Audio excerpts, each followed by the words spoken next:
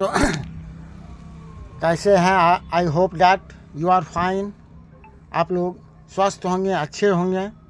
आज Krishna tuition centre Birpur YouTube channel पर आज हम लोग इंग्लिश ट्रांसलेशन के बारे में जानेंगे, कुछ समझेंगे जो बिहार और अदर बोर्ड्स के लिए, सभी क्लास के लिए महत्वपूर्ण है।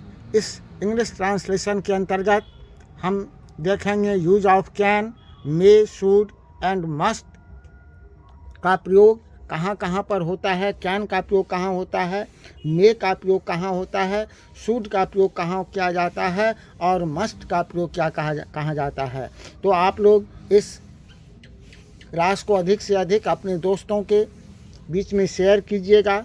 जो अभी तक सब्सक्राइब नहीं किए हैं इस चैनल को, Krishna tuition centre Birpur YouTube channel को सब्सक्राइब भी कीजिएगा।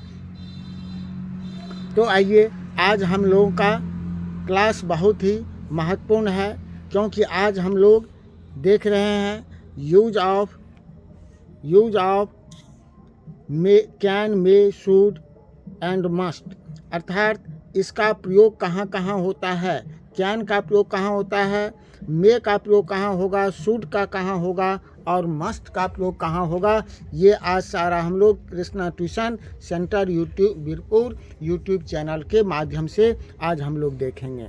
तो कैन का प्रयोग देखना है। जो कैन का प्रयोग जो होता है वह सकना, सामर्थ्य, सकना, कैन मीन सकना होता है, जिसका प्रयोग जो है सामर्थ्य, क्षमता का बोध कराने के लिए किया जाता है। मे का भी अर्थ होता है सकना, जिसका संभावना, अनुमति या अनुरोध का बोध कराने के लिए किया जाता है। इसी तरह से शुड का अर्थ होता है चाहिए, इसका प्रयोग सलाह, उपदेश और कर्तव्य का बोध कराने के लिए किया जाता है।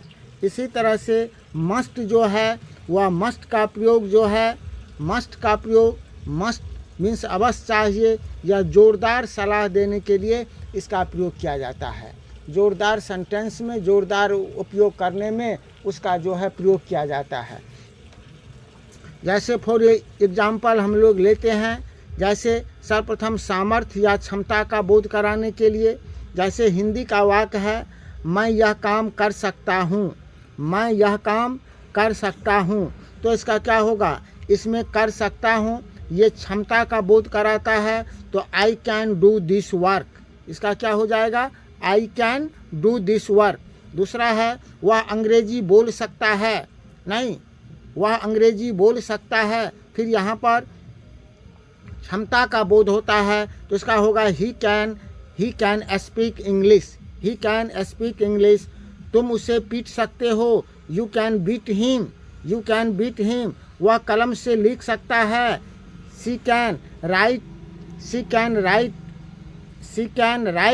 with a pen, she can write with a pen।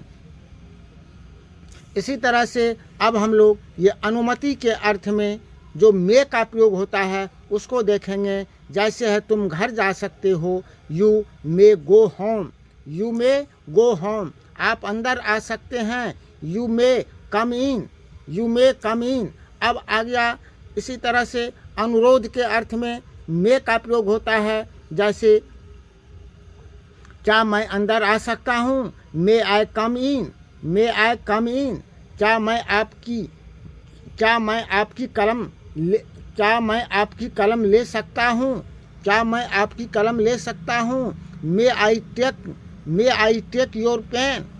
संभावना के अर्थ में भी मे का प्रयोग होता है। जैसे किसी चीज़ की संभावना व्यक्त की जाती है, जैसे आज वर्षा हो सकती है, इट मे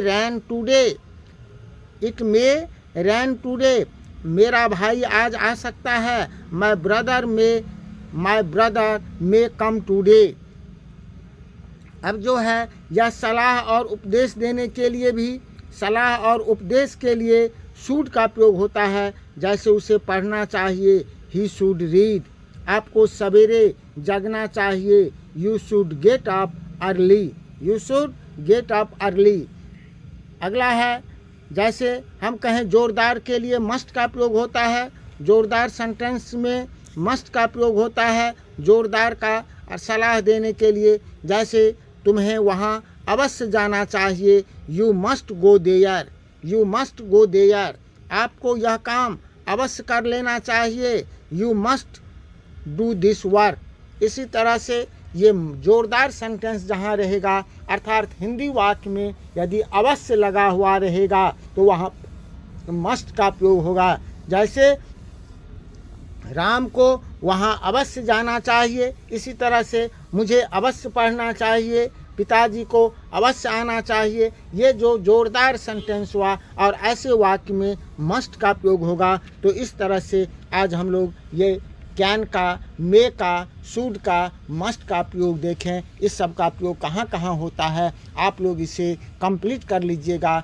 खास करके जो ऐसे छात्र हैं जो बोर्ड का एग्ज़ाम दिए और ये अभी का जो समय है, यह रेस्ट का समय तो है ही, और ऐसे ऐसे वाक्य को यदि आप अभी से अभ्यास कीजिएगा, इसको अभी से देखिएगा, पढ़िएगा, तो 11th के लिए 12th में आपको अंग्रेजी ट्रांसलेशन बनाने में बहुत ही मदद मिलेगी। इसी आशा के साथ इस क्लास को अधिक से अधिक आप लोग शेयर और लाइक कीजिए। जो अभी तक सब्सक्राइब नहीं किए हैं, सब्सक्राइब कीजिए।